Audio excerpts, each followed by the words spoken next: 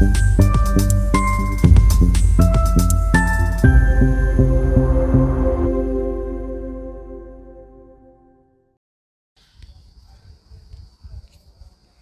तरफ जहां सरकार पर्यावरण के प्रति कटिबद्ध है, दूसरी तरफ वन विभाग के रेंजर भी अपने पर्यावरण के लिए 100% देने की कोशिश में देने में लगे हैं। आज वंदे भारत न्यूज चैनल की टीम बिंदकी तहसील के विंदकी रेंज के वन क्षेत्राधिकारी रविंद्र सिंह विष्ट से बात की तो पता चला कि सरकार की मंशा के अनुसार रविंद्र जी पूरी तरीके से सजग हैं। चैनल की टीम के साथ पारिवारिक जीवन से लेकर नौकरी में आने और पर्यावरण के प्रति खुलकर बात की। आइए सुनते हैं क्या कुछ कहा। फतेहपुर जनपद की बिंदकी तहसील के अंतर्गत एक सामाजिक वन विभाग का कार्यालय है, जहां के वन क्षेत्राधिकारी श्री रविंद्र सिंह जी विष्ट से मैं आज मिल करके उनके जीवन और पर्यावरण के प्रति उनका क्या संदेश जाता है बताया तो जाता है कि रविंद्र सिंह जी विष्ट वन क्षेत्राधिकारी अपने मृदुभाषी होने के चलते अपने कर्मचारियों एवं जनता के बीच बेहद लोकप्रिय हैं। आइए उनसे बात करते हैं कि उनके क्या विचार हैं, पर्यावरण के प्रति क्या विचार हैं, लोगों के प्रति क्या विचार हैं, और उनसे बहुत सारी चीज़ें जानेंगे। आइए मिलते हैं रविंद्र सिंह जी विष्ट। देखिए इंशाअल्लाह, सबसे पहले तो हम आपका पूरा नाम जानेंगे और नाम जानने के बाद फिर हम आपसे आपकी पारिवारिक शिक्षा दीक्षा और कहाँ से हुई, कैसे हुई, किन किन परिस्थितियों में हुई, आप मुझे बताएं। सबसे पहले तो आपके सभी श्रोताओं को मेरा नमस्कार। मेरी जो है हम लोग, मैं तो मूल रहने वाले, हम लोग मूल रूप से उत्तराखंड के हैं, डिस्ट्रिक्ट अल्मोड़ा। मूल रूप से जो हम लोग वहाँ के हैं, लेकिन मेरे पिताजी भी चूँकि इसी डिपार्टमेंट में रह चुके हैं, तो 96 में रिटायर हुए थे वो, तो उनकी पूरी अधिकतर नौकरी प्लेन्स में ही की थी और हम लोग बरेली में इस समय बसे हुए हैं। तो जो है हम लोग बरेली में रह रहे हैं। आपकी शिक्षा दीक्षा कहाँ से हुई? आपने एक बात अभी कही कि हमारे पिताजी भी इसी डिपार्टमेंट में थे, रिटायर हुए, तो आपकी शिक्षा दीक्षा कहाँ से हुई और शिक्षा दीक्षा होने के बाद आपके दिमाग में कहाँ से ये उपज हुई कि हमें भी हमारे पिताजी जिस डिपार्टमेंट में थे उसी डिपार्टमेंट में मुझे भी जाना चाहिए, बताइए। मेरी शिक्षा दीक्षा चूँकि मेरे पिताजी बरेली में थे, तो वहीं से बरेली से मेरी शिक्षा दीक्षा हुई। तो हालांकि वो ऑफिस, उनका ऑफिस वर्क था, मेरा फील्ड वर्क है, वो ऑफिस में थे, मेरा फील्ड वर्क है। लेकिन एक पर्यावरण के प्रति देखिए, हम लोग चूँकि उत्तराखंड के रहने वाले देवभूमि है, तो वहाँ तो हम लोग के वहाँ एक त्यौहार होता है, उसको अभी जो है बसंत ऋतु में वो त्यौहार आएगा, हरियाला कहते हैं उसको, हरियाला कहते हैं। तो उसमें हम लोग के वहाँ हर आदमी को, हर परिवार एक पेड़ लगाता है। तो त्यौहार अभी आएगा, रक्षाबंधन के आसपास में त्यौहार आता है। तो हम लोगों को तो पर्यावरण से सब अधिकतर जितने भी हैं तो प्यार है, तो लगता है कि इसमें जाएँ, इस विभाग में जाएँ। तो कोशिश करी, इस विभाग में आ गए। तो बाकी तो आपने सबसे अच्छी बात ये कही कि आज जो पर्यावरण के प्रति लोग जागरूक नहीं हैं, तो उसके लिए आप जब यहाँ पर ज्वाइन किए या जहाँ जहाँ भी रहे, मैदानी इलाकों में जहाँ भी रहे, तो लोगों को कैसे जागरूक किया कि पर्यावरण के प्रति हमें पूरी तरीके से जागरूक रहना चाहिए? कहा मैंने कि पर्यावरण प्रति लोग जागरूक, बहुत लोग पर्यावरण प्रति जागरूक है। मेरी देखिए इसके पहले पोस्टिंग थी बदायूं से, वहाँ पे दातागंज में मेरी पोस्टिंग थी। वहाँ पे एक चेयरमैन है, उनका नाम नहीं आ रहा यार, वास्कन है लेडीज चेयरमैन। उनने एक संस्था खोल रखी है, ये पर्यावरण मतलब NGO है, उनका यही काम करती हैं। और वो ये जो आपको बता रहा हूँ पहाड़ी त्यौहार हरेला के बारे में, वो मनाती हैं और सबको लेके वो प्लांटेशन करवाती हैं। उस दिन खुद जो है पौध लेके मतलब खरीदती हैं, चाहे वन विभाग से मिले, चाहे उनको खरीदनी पड़े। उसके बाद वो पौध लोगों को देती हैं, उनकी संस्था बहुत दे दी है और वो पौधारोपण करवाती हैं। चाहे उनको जहाँ जगह सड़क किनारे जगह मिले, यहाँ मिले। उनसे मेरा परिचय भी अच्छा खासा, फिर मैंने भी उनके साथ प्लांटेशन कराया है। और यहाँ भी कई लोग हैं जो काफ़ी लोगों को प्रति, काफ़ी लोग पेड़ पे आते हैं, सर हमने ये बाग लगाया, तो हमें ये बता दीजिए ऐसे क्या करें क्या नहीं करें, फल नहीं आ रहा, फूल नहीं आ रहा। ये काफ़ी लोग वैसे मिलने आते हैं। लेकिन देखिए, क्योंकि पर्यावरण के प्रति मेरे ख्याल से जब तक 100% आदमी को जागरूक होना पड़ेगा। आज पिछले 50 साल में 1 डिग्री टेम्परेचर बढ़ा है, पिछले 50 साल में तो देखिए इस बार क्या स्थिति थी, 49 डिग्री टेम्परेचर चले गया था जी। अगले 50-100 साल में अगर 1 डिग्री टेम्परेचर बढ़ेगा तो धरती पर रहना मनुष्य का खत्म हो जाएगा। तो हमें इस चीज़ को सोचना है कि हमारे पूर्वजों ने हमारे लिए क्या किया है, हमारे पूर्वजों ने हमारे लिए ये नहीं किया होगा तो आज हम लोग जीवित इस अवस्था में होते। एक बार हमारी आपकी चर्चा हुई थी कि जिसमें आपने बताया था कि इस समय फतेहपुर जनपद में बामा निमली जी शहीद स्मारक स्थल के बगल में आपका जो कार्यालय है, आपकी जो नर्सरी तैयार कर रहे हैं की है, जी उस पर आपने कहा था कि मेरा पहला स्थान है, उसके बारे में क्या कहेंगे? देखिए हर मेरे ख्याल से तो मेरी सोच है, हर सरकारी कर्मचारी को जो हमारा कर्म है, जो हम तनख्वाह ले रहे हैं, हम जब ज़्यादा नहीं कम से अपनी काम करें। तो मैं तो जैसे मैं आपको पर्सनली ये बात बता रहा हूँ, तो मुझे ऐसा दबाव भी नहीं है कि मुझे यह काम करना है जो फील्ड का 24 घंटे लोगों की मैं नर्सरी सुबह 6 बजे आगे बढ़ जाता हूँ लेबर के आने से पहले, और फिर जब तक लेबर मुझे जहाँ तक जितना समय दे सकता हूँ उतना देना है, क्योंकि सबसे पहले प्रायोरिटी हमारी ये जहाँ हम पे ये पौध नहीं होगी तो हम प्लांटेशन कैसे करेंगे। जिसको हमें यहाँ पे स्वस्थ पौध करनी है, उच्च गुणवत्ता की पौध देनी है, और फिर उसको इस लायक बनाना कि यहाँ पर हम उसको रोज पानी दे देंगे। देखिए बच्चे की तरह है, हमें उसको अगर टेढ़ा होना सीधा भी करना पड़ेगा, और हमें उस लायक उसको बनाना है कि यहाँ हम तुझे रोज पानी दे रहे हैं, वहाँ तुझे रोज पानी नहीं मिल पाएगा, तो हमें उस लायक इसको तैयार करना पड़ता है। तो ये सब चीज़ें देखने से शाम को ही फिर एक चक्कर मारना है कि आगे कल क्या काम कराना है, और नर्सरी काम ऐसा है। देखिए ये बना की शुरुआत है, पहली सीढ़ी है, कि ये हमारी जगह होगी तो सब जगह हो जाएगा। इसमें हमें ये सोच के चलना पड़ता आज हमारा जो मौसम है, आज हम क्या काम कर सकते हैं। जैसे अभी मैं मान लीजिए कहा कटवा रहा हूँ और एकदम से सूरज खत्म हो गया, बादल छा जाए तो मैं वो रुकवा दूंगा, फिर मैं दूसरा काम कराऊंगा। शिफ्टिंग का चलिए भाई आज धूप कम है तो पौध को शिफ्टिंग करा लीजिए, ऐसा करा लीजिए, उससे पौध को झटका नहीं लगता।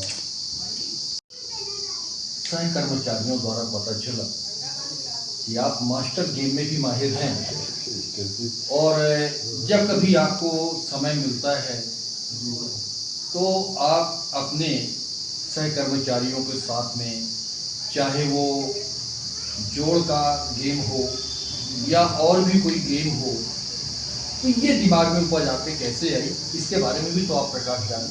देखिए जो रेंजर सब होता है, चाहे मेरे से उम्र में कोई बड़ा हो चाहे छोटा हो, वो एक तरह से गार्जियन होता है अपने कर्मचारियों के लिए।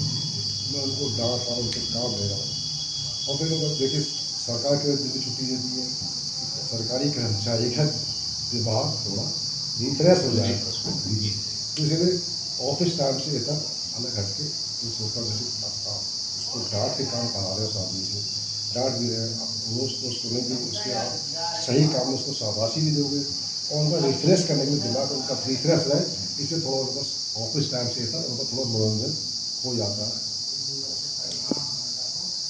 तो अगला सवाल हमारा आपसे ये है कि आप पूरी तरीके से देवभूमि जिसे कहते हैं कि वहाँ के रहने वाले हैं, और मैदानी इलाकों में आकर के आपके सर्विस पीरियड के दौरान कभी क्या कोई ऐसी भी घटना घटी जो एक मनोमस्तिष्क में छा के रह गई? अगर कोई ऐसी घटना है तो उसका भी आप वर्णन कीजिए। हाँ ये घटना है ऐसी, उसमें कोई इतनी बड़ी बात नहीं थी। मैं यहाँ पे मेरी पोस्टिंग थी बरेली में, बरेली की पहली रेंज है, वहाँ मेरी पोस्टिंग थी। बरेली से रामपुर रोड मुरादाबाद जो रोड है उसमें ये रबर फैक्ट्री है, कई 10-20 साल पहले बंद हो गई है। काफ़ी 10-15 किलोमीटर रेडियस में उसका क्षेत्र बना है, तो 10-20 साल पहले 25 साल पहले बंद हो गई थी, तो वहाँ पर जंगल टाइप का खड़ा हो गया। तो वहाँ पे हमने एक टाइगर रेस्क्यू किया था। तो वहाँ पे ये हुआ कि जो वहाँ पे लोग घूमने में अंदर घूमने कुछ आते होंगे, बोला बिल्कुल थोड़ा वहाँ किसी ने बताया और बोले कि यहाँ पे टाइगर है। वो मीडियम रेंज का मामला था, मेरे तमाम किसी वजह से। तो हम लोग को इसमें ड्यूटी लगी ये सबकी, पहले तो ये देखिए कि यहाँ पे टाइगर है भी या ऐसी नहीं होगी। मेरी ड्यूटी जो लगी थी रात के 2 बजे से सुबह 8 बजे तक की ड्यूटी थी, तो मैं 1 बजे क्या सोएगा आदमी, तो 10 बजे खाना खाने गए तो फिर रात को 1 बजे नहा धो फिर वहाँ से चलता था, 1 घंटे करीब रास्ता था बैठी की मुंबई तक का, तो वहाँ से आ जाते थे मैं। तो लेकिन ड्यूटी 8 बजे तक की थी, लेकिन मैं 12-1 बजे तक रहता था, तो ज़्यादा 2 बजे तक ही रहता था, 2 बजे कोई अधिकारी अगर प्राप्त हो गया। तो उस समय मेरे साथ एक स्टाफ और था, एक नॉन फैक्ट्री का चौकीदार था, तो हम लोग ऐसे जा रहे थे, चौकीदार के पास डंडा था। तो अच्छा, चूँकि उन लोगों को मैं वाइल्ड लाइफ में उससे पहले वाइल्ड लाइफ से आया था, टाइगर रिजर्व से आया था, तो ये कहते कि यहाँ पे टाइगर है या नहीं। ऐसे ही जा रहे थे तो हम लोग वहाँ पे बदबू आई, बहुत चलते बदबू आई, तो मैं बदबू की दिशा में चले गया। मैं कहा बदबू क्या आ रही है। 2 लोग मेरे पीछे थे, तो 1 लोग पीछे था, तो 1 मेरे साथ में था, डंडा लेके चौकीदार वाला फैक्ट्री का। तो जब बदबू आई तो मैं वहाँ पहुँचा, तो मैंने अपने मोबाइल निकाला, जेब में से और मोबाइल ले, वहाँ पे एक हिरन पड़ा हुआ था जिसको पूरा खा रखा था, मतलब पूरा खाली उसका ये हिस्सा बचा था। अच्छा कि मैं थोड़ा तो अब मैं ये बता रहा था कि यार वास्तव में यहाँ टाइगर है, क्योंकि देखिए और जानवर खाता है तो वो नोच नोच के खाता है, टाइगर जो खाता है वो मैं हड्डी की चबा चबा खाता है। तो मैंने कहा उसके नीचे का हिस्सा नहीं है, तो उसका टाइगर यहाँ है। इतना मैंने कहा, मोबाइल निकाल के जैसे ही मैं उसको छोड़ा, एकदम से पीछे टाइगर खड़ा हो गया, मुश्किल से भाई साहब 5 या 6 मीटर एकदम से। नरकुल वहाँ पे था, नरकुल तालाब था, वहाँ पे नरकुल की बड़ी बड़ी घास थी, वहाँ दिखता नहीं टाइगर बैठा है क्या जंगल का।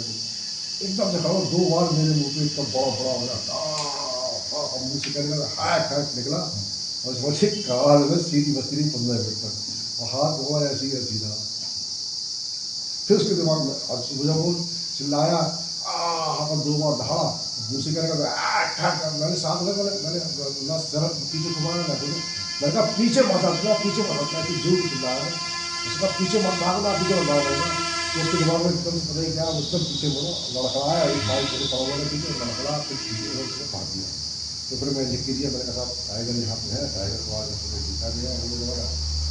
फिर उसके बाद रेस्क्यू टीम लगी, फिर हम लोगों ने ये मैंने 5 दिन बाद उसको रेस्क्यू किया, और रेस्क्यू के लिए डॉक्टर वाक्टर आते हैं, अधिकारी लोग आते हैं।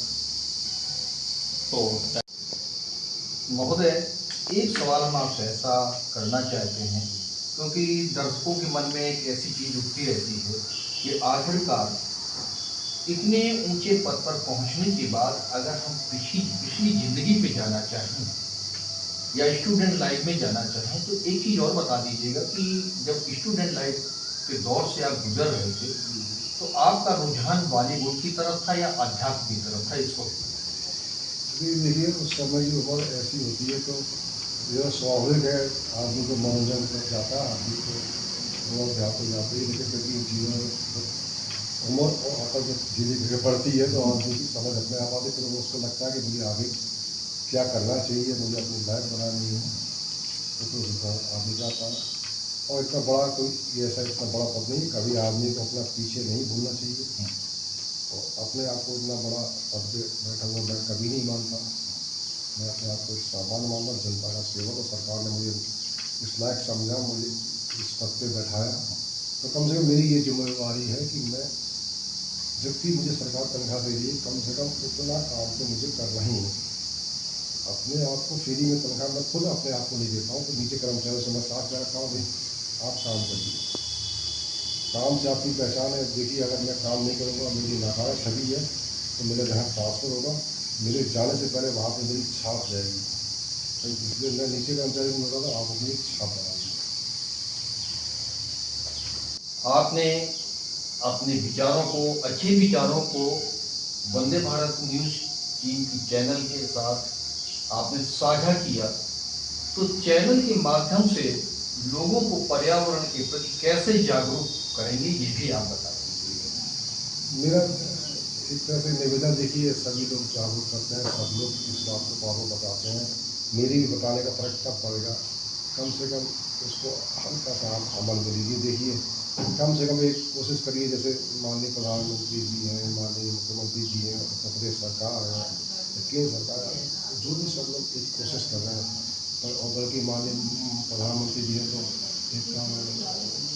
एक सोच है कि मुझे सन 2047 तक या 45 तक मुझे बिल्कुल जीरो कार्बन करना है देश को पूरे को, तो उससे सरकार काफ़ी प्रयास करे। तो देखिए खाली सरकार कुछ नहीं कर पाएगी, सरकार प्रयास कर सकती है, आपको स्वयं करना पड़ेगा, आपको खुद जागरूक होना पड़ेगा। जब हमारे पूर्वजों ने अगर हम ये पेड़ पौधे नहीं लगाए होते तो आज हम क्या जिंदा होते हैं। तो हमें ये सोच रखनी है कि हम अपने आने वाली पीढ़ी, मतलब जो हमारा भविष्य आने वाला बच्चे हैं, उनकी संतानें, उनके लिए सुरक्षित पर्यावरणीय माहौल बना के रखें जिससे वो स्वस्थ और सुखी होकर जी सकें। कहा कि हमारे साथ बिंदकी तहसील के अंतर्गत वन क्षेत्र अधिकारी श्री रविंद्र सिंह जी विश्व मौजूद थे, जिन्होंने अपने जीवन से जुड़ी हुई और पर्यावरण के प्रति लोगों को जागरूक करने की जो एक मुहिम चला रखी है, तो एक वास्तव में काबिल तारीफ है। बहुत अच्छे विचार इनके थे और इन्होंने अच्छे ढंग से साझा किया है, इसके लिए इनको बहुत बहुत धन्यवाद। कैमरामैन अमजद के साथ अमरदीप त्रिपाठी, वंदे भारत न्यूज़, फतेहपुर।